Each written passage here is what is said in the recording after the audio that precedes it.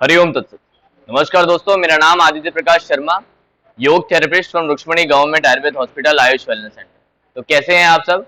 आशा रखते हैं कि आप सभी का स्वास्थ्य बिल्कुल स्वस्थ होगा और आप सभी अपने घरों में सारे मित्रजन, प्रियजन और स्नेही जनों के साथ बिल्कुल सुरक्षित होंगे, खुशहाल होंगे। इसी मंगल कामना के साथ आज की इस वीडियो का शुभ आरंभ करते हैं।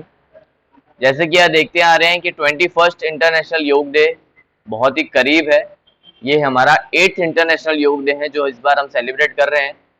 14 डेट से लेकर 14 जून से लेकर 20 जून तक हॉस्पिटल के आसपास के विस्तार में हम योग शिविर रख रहे हैं। हर दिन एक नए रोग, एक नई बीमारी पर कैसे काम करता है योग, योग की कौन सी थेरेपी किस डिजीज को प्रिकॉशन के लिए या फिर उसके सॉल्यूशन के लिए कैसे काम आती है, उस पर ही हम उस थीम के साथ रोज कैंप करते हैं। जो हमारे पेशेंट हैं या क्लाइंट हैं जो इसमें जुड़ना चाहते हैं वो इस ऑफलाइन शिविर में, कैंप में हिस्सा ले रहे हैं। आप में से भी कोई जुड़ना चाहे तो जुड़ सकता है। और जो लोग दूर हैं, जो नहीं पहुंच सकते, उनके लिए हम हमारे YouTube चैनल और Facebook पेज पर रोज ये शूट करके रख रहे हैं। तो जो नहीं पहुंच पा रहे हैं वो इस वीडियो के माध्यम से अपने योग के अभ्यास को कंटिन्यू रखें और इसे ज़्यादा से ज़्यादा ग्रुप और कॉन्टैक्ट में शेयर करें। आज का हमारा थीम है जॉइंट और खासकर लंबर जॉइंट, यानी कमर की जो भी दर्द है, दुखावा रहता है, उसको कैसे रिलीज किया जा सकता है, या फिर ऐसे योग में कौन सी क्रियाएं हैं जिनका रेगुलर अगर आप अभ्यास करें तो आपको वो प्रॉब्लम्स ना आए। तो चलिए, मैं आपको पहले शुरू में 2 आसन बताऊंगा, लास्ट में एक प्राणायाम बताऊंगा जो आपको इसमें सबसे ज्यादा कारगर साबित होगा। सबसे पहला आसन हमारा रहेगा त्रिकोण आसन। अपने आसन पर हम खड़े हो जाएंगे, दोनों पैरों के बीच में शोल्डर डिस्टेंस से भी थोड़ा ज्यादा डिस्टेंस, जितने भी आप लेग को ब्रॉड कर सको उतना ब्रॉड कर देना है। उसके बाद दोनों हाथों को शोल्डर के पैरेलल लेंगे। यहाँ एक लंबी गहरी सांस हम भरेंगे, सांस छोड़ते हुए हमारे धीरे धीरे धीरे धीरे साइड वाइज बेंडिंग करनी। इसमें ध्यान रहे कि बॉडी आगे या ज्यादा पीछे ना मूव हो जाए, साइड वाइज ही बेंड। दूसरा हाथ हमारा ऊपर रहेगा। जब हम एक्चुअल पोजीशन में, लास्ट पोजीशन में आ जाएंगे, तब हथेली को सामने की तरफ सीधा कर देंगे और जो हाथ ऊपर है उस तरफ फेस टर्न कर दें। कुछ क्षण इसी अवस्था में हमें रुकना है, होल्ड करना है इस पोजीशन को। धीरे धीरे सांस भरते हुए वापस आएंगे। ठीक उसी प्रकार दूसरी साइड भी होगा और फिर बैठ जाए। खड़े रहने की स्थिति में ये एक आसन था हमारा जिसका नाम था त्रिकोण। इसके अलावा भी इसके बहुत से बेनिफिट हैं, जैसे कि साइड वेस्ट। हमारी कमर में साइड वेस्ट में अगर ज्यादा फैट हो तो आप इसे त्रिकोण आसन से रिलीज कर सकते हैं और रेगुलर अभ्यास करने पे कमर के जो भी दर्द है वो नहीं आते, और होते हैं तो रिलीज हो जाते हैं। इसके बाद हम दूसरा आसन लेंगे। वो आसन मैं आपको करके बताता हूँ, उसके बाद आपके उसको बेनिफिट बताऊंगा। खड़े रहने की स्थिति में त्रिकोण आसन था, बैठे रहने की स्थिति का आसन करेंगे।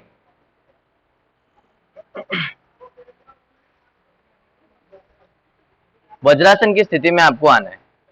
लेग को फोल्ड करके पीछे रखना है, राइट लेग को फोल्ड करेंगे और उसके बाद दोनों लेगों को ब्रॉड कर देना है।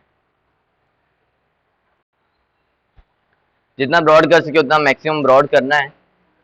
दोनों हाथ को ऊपर की ओर लेना है, जितना हो सके उतनी बॉडी को ऊपर की ओर पहले स्ट्रेच कर लेना है। यहाँ पे एक लंबी गहरी सांस भरनी, फिर सांस छोड़ते हुए आगे की ओर स्पाइनल कॉर्ड को स्ट्रेट रखते हुए झुके। पहले हथेली रख देंगे, धीरे धीरे हथेलियों को सरकाते हुए आगे की ओर जाने देंगे और फिर अपने चेस्ट को मैट पर रखने का ट्राई। चेहरा आपका सामने की तरफ सीधा होगा, नीचे की तरफ नेक बेंड नहीं करनी, हो सके तो चिन को जमीन पे टच करने का ट्राई करना है। लास्ट पोजीशन आपकी कुछ इस तरीके की है, फिर इसी अवस्था में रुकेंगे, होल्ड करेंगे, फिर धीरे धीरे चेस्ट पोर्शन हल्का सा अप करेंगे, दोनों हाथों को ऊपर की ओर लेंगे, सांस भरते हुए और सांस छोड़ते हुए धीरे से करेंगे नीचे की।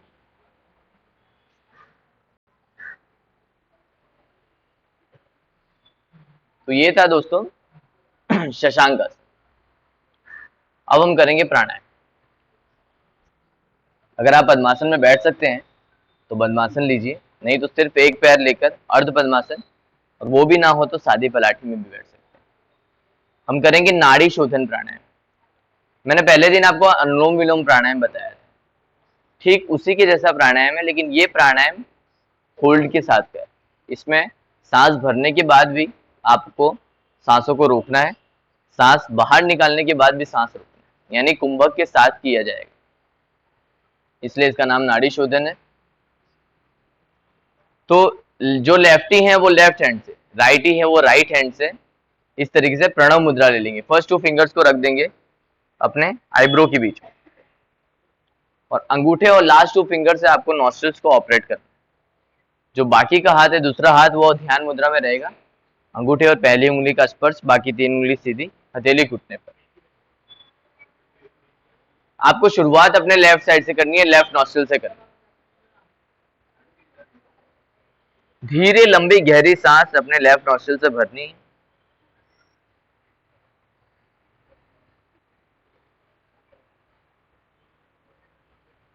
फिर दोनों नॉस्ट्रल को बंद कर देंगे, और जब तक सांस अपनी क्षमता अनुसार हो सके उतनी देर तक सांसों को रोकेंगे।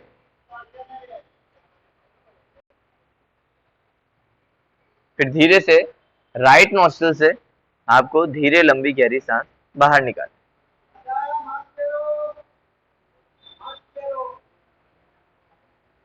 फिर दोनों नॉस्ट्रल को पकड़ लेना है, बंद कर देना है, फिर सांस रोकनी है।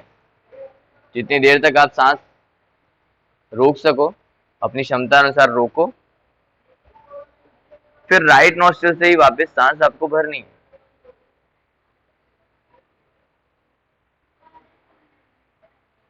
उसके बाद फिर दोनों नॉस्ट्रल बंद कर देनी है, फिर सांस रोकनी है,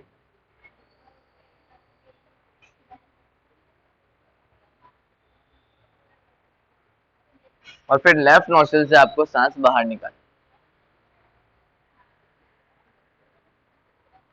और फिर दोनों नॉस्ट्रल बंद करके सांस रोकनी।